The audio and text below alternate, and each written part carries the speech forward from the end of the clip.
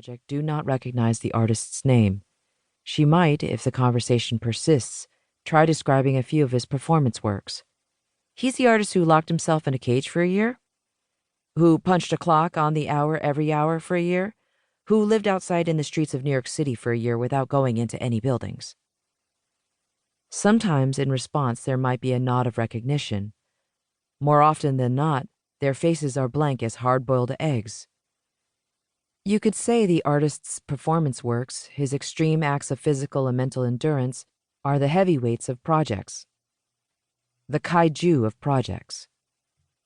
A lazy twitch from the tail of one of his projects could level a metropolis of lesser projects.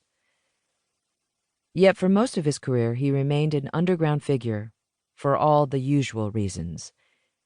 He didn't become famous the way other artists synonymous with the downtown art scene of the 1980s became famous. Basquiat, Herring, Sherman, Schnabel. He didn't share a booth with Warhol at Max's Kansas City. He didn't do lines in the unisex restroom at the Mud Club.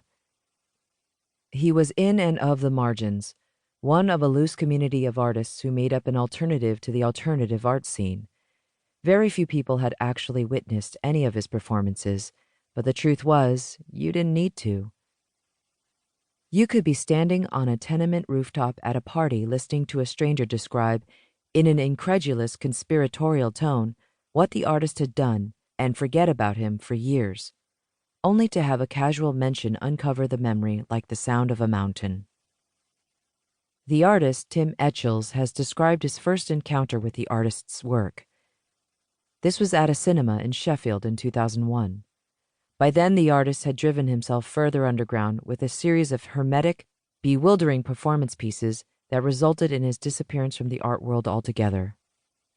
A year before the talk he gave in Sheffield, the artist had emerged briefly, after more than a decade of silence, to announce that he wouldn't be making art anymore to a public that had largely forgotten him. That was more than 16 years ago.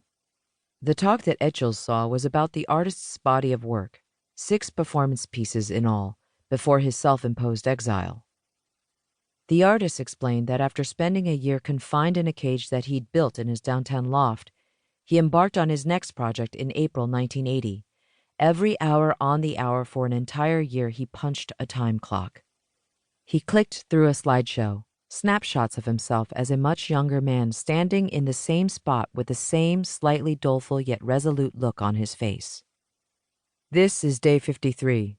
This is day 54. This is from day 55. In the dim illumination of the theater, the artist stood very straight. His tone was impassive. He offered no interpretation, no betrayal of feeling.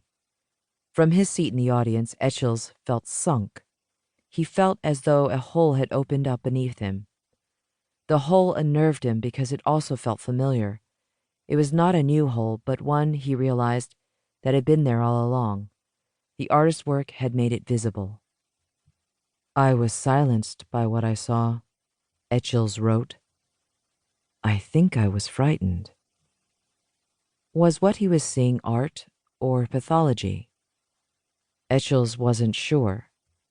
The artist's performance pieces were ephemeral, vanished acts, yet they were freighted too with the labor of their making, the days advancing drop after drop, one barely distinguishable from the last, into the black well of the hole. This is a project about looking down into that hole. 1 year performance, 1978 to 1979. September 30th, 1978. Statement: I, Sam Hsieh, plan to do a 1-year performance piece to begin on September 30th, 1978. I shall seal myself in my studio in solitary confinement inside a cell room measuring 11 feet 6 inches by 9 feet by 8 feet. I shall not converse, read, write, listen to the radio, or watch television until I unseal myself on September 29th, 1979. I shall have food every day. My friend Cheng Wei Huang will facilitate this piece by taking charge of my food, clothing, and refuse. Sam Hsieh. The New York Art World,